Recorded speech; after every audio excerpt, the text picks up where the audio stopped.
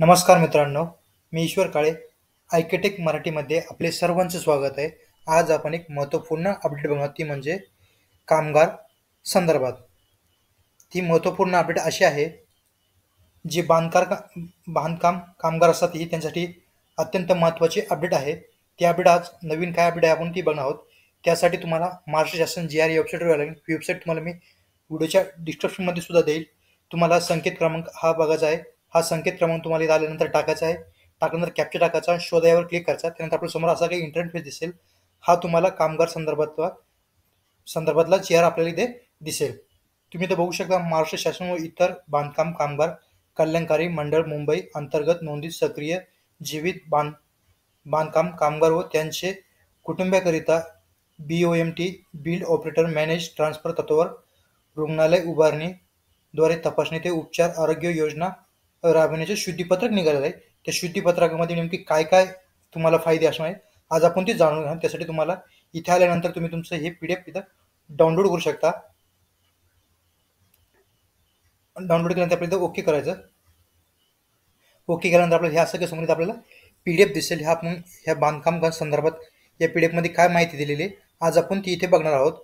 हा GR बघू शकतो तुम्ही कधी निघाला आहे. दिनांक 1 ऑक्टोबर 2024 रोजी हा GR निघालेला आहे. इथे बघू शकतो तुम्ही, महाराष्ट्र शासन इमारत व इतर बांधकाम कामगार कल्याणकारी मंडळ मुंबई अंतर्गत नोंदीत सक्रिय जीवित बांधकाम कामगार व त्यांची कुटुंबियांकरिता BOMT build operator manage transfer तत्वावर रुग्णालय उभारणीद्वारे तपासणी ते उपचार आरोग्य योजना राबविण्याची बाबत शुद्धीपत्रक हे निघालेलं आहे. इथं आपण थोडक्यात बघू शकतो.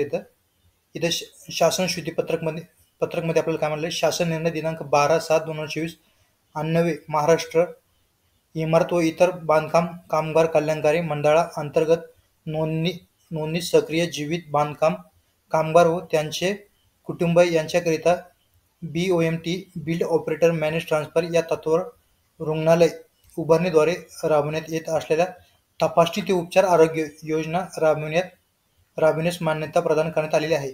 सदर शासन निर्णय पुढील परिच्छेद 2 पुढील प्रमाणे आहे. त्याचबरोबर आपण 2 मध्ये बघू शकतो, सदर योजनेअंतर्गत सर्व नोंदित सक्रिय जीवित बांधकाम कामगार तसेच त्यांच्या कुटुंबातील पती अथवा पत्नी व 10 वर्षावरील प्रथम 2 अपत्य हे लाभार्थी म्हणून ग्राह्य धरण्यात येईल. त्याचबरोबर त्याऐवजी परिच्छेद क्रमांक 2 पुढील प्रमाणे बघू. आपण इथं खाली बघूया. 1 सदर योजनेअंतर्गत सर्व अविवाहित व विवाहित पुरुष नोंदीत सक्रिय जीवित बांधकाम कामगार तसेच त्यांच्या कुटुंबातील आई वडील व 10 वर्षावरील प्रथम 2 अपत्य हे लाभार्थी म्हणून ग्राह्य धरण्यात येणार आहेत. त्याचबरोबर आपण आणखी खाली एक महत्त्वपूर्ण अपडेट बघू शकतो. सदर योजनेअंतर्गत सर्व अविवाहित महिला नोंदीत सक्रिय जीवित बांधकाम कामगार तसेच त्यांच्या कुटुंबातील आई वडील व हे लाभार्थी म्हणून ग्राह्य धरण्यात येईल, म्हणजे गणण्यात येईल. त्याचबरोबर सदर योजनेअंतर्गत सर्व विवाहित महिला नोंदीत सक्रिय जीवित बांधकाम कामगार तसेच त्यांच्या कुटुंबामधील, हे अत्यंत महत्त्वाचं आहे, सासू सासरे व पत्नी 10 वर्षावरील प्रथम 2 अपत्य हे लाभार्थी म्हणून गणण्यात येईल.